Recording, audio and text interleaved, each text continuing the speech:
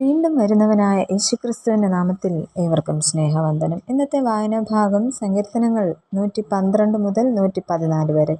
ഇന്നത്തെ ചിന്തയ്ക്കായി തിരഞ്ഞെടുത്തിരിക്കുന്ന വേദഭാഗം 113 സങ്കീർത്തനം 7 വാക്യം.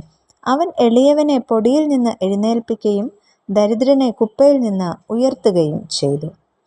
113 മുതൽ 118 വരെയുള്ള സങ്കീർത്തനങ്ങളെ ഹല്ലേൽ ഗീതങ്ങൾ എന്നാണ് അറിയപ്പെട്ടിരുന്നത്. ഈ സങ്കീർത്തനങ്ങൾക്ക് പ്രത്യേകമായ തലക്കെട്ട് കാണുന്നില്ല.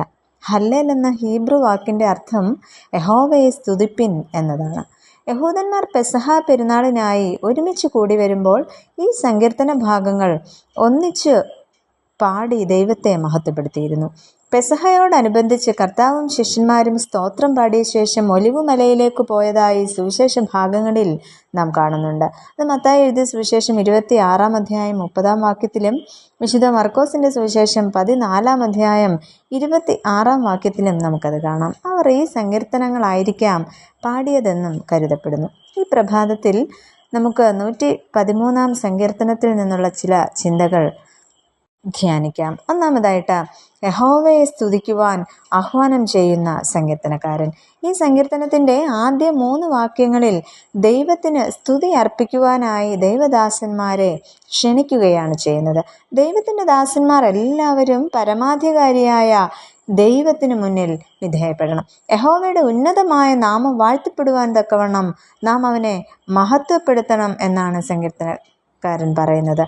ഇത് എബ്രായ ബൈബിളിൽ ഹല്ലേലൂയാഹ് എന്നാണ് കൊടുത്തിരിക്കുന്നത്. എല്ലാവരും ചേർന്ന് ഹല്ലേലൂയ പാടി ദൈവത്തെ സ്തുതിക്കുന്നു. അതിന് കാരണം 4ഉം 5ഉം വാക്യങ്ങളിൽ അവിടെ പറഞ്ഞിരിക്കുന്നു, ദൈവം ഉന്നതത്തിൽ വസിക്കുന്നവനാണ്, ആ യഹോവയ്ക്ക് സദൃശ്യൻ മറ്റാരാണ് ഉള്ളത്, അവൻ ആകാശത്തിലും ഭൂമിയിലും ഉള്ളവ കുനിഞ്ഞ് നോക്കുന്നു എന്ന് പറയുന്നു. അങ്ങനെയെങ്കിൽ ഇത്രത്തോളം മഹത്വവാനായ ആ ദൈവത്തെ നാമും ഒന്നിച്ച് വാഴ്ത്തി മഹത്വപ്പെടുത്തേണ്ടത് ആവശ്യമാണ്. രണ്ടാമതായിട്ട് യഹോവയുടെ പ്രവൃത്തികളുടെ മേന്മ വിവരിക്കുന്ന സങ്കീർത്തനക്കാരൻ ദൈവത്തിൻ്റെ പരമാധികാരത്തെ ബലഹീനരായ മനുഷ്യർക്ക് അനുഭവമാക്കി കൊടുക്കുകയാണ് ഇവിടെ. അവൻ എളിയവനെ പൊടിയിൽ നിന്ന് എഴുന്നേൽപ്പിക്കുന്നു എന്ന് പറയുന്നു. അതോടൊപ്പം തന്നെ ദരിദ്രനെ കുപ്പയിൽ നിന്ന് ഉയർത്തുകയും ചെയ്യുന്നു. ഇവിടെ മഹത്തായ ഒരു രൂപാന്തരമാണ് നമുക്ക് കാണുവാനായിട്ട് കഴിയുന്നത്. പ്രഭുക്കന്മാരോടൊപ്പം ദരിദ്രരെ ഇരുത്തുന്ന ഒരു ദൈവം. ഇതൊരു വലിയ സാമ്പത്തിക സാമൂഹിക വിപ്ലവത്തിൻ്റെ തന്നെ ദർശനമാണ് ഇതിലൂടെ നമുക്ക് ലഭിക്കുന്നത്. മാത്രമല്ല, മക്കളില്ലാത്തവരുടെ പ്രത്യാശാരഹിതമായ അനുഭവത്തിൽ നിന്നും മക്കളെ നൽകി കുടുംബങ്ങൾക്ക് പൂർണ്ണത വരുത്തുവാനായിട്ട് യഹോവ മനസ്സ് വയ്ക്കുന്നു. അതിനാൽ ഈ ദൈവം മഹത്വപ്പെടുവാൻ യോഗ്യനാണ്. നമ്മെയും പരിപാലിക്കുന്ന, നമ്മുടെ ജീവിത സാഹചര്യങ്ങൾ മെച്ചപ്പെടുത്തിക്കൊണ്ടിരിക്കുന്ന ഈ ദൈവത്തിന് മുന്നിൽ നമുക്ക് നമ്മെ തന്നെ വിധേയപ്പെടുത്താം. തലകളെ വണക്കാം, പ്രാർത്ഥിക്കാം. പ്രിയ കർത്താവേ, ഞങ്ങളുടെ ജീവിതത്തിൽ ഞങ്ങൾ ഇന്നേ വരെ കണ്ടിട്ടില്ലാത്ത ഒരു പുതിയ പ്രഭാതം കൂടെ ദാനമായി നൽകിയതിനായി സ്തോത്രം ചെയ്യുന്നു. സങ്കീർത്തനക്കാരനെ പോലെ അങ്ങയെ എപ്പോഴും സ്തുതിക്കുവാനും ഞങ്ങളെ ഇടയാക്കണമേ. പ്രിയ കർത്താവേ, അവിടുന്ന് ഞങ്ങൾക്ക് നൽകി തരുന്ന എല്ലാ അനുഗ്രഹങ്ങൾക്കായിട്ടും നന്ദി പറയുന്നു.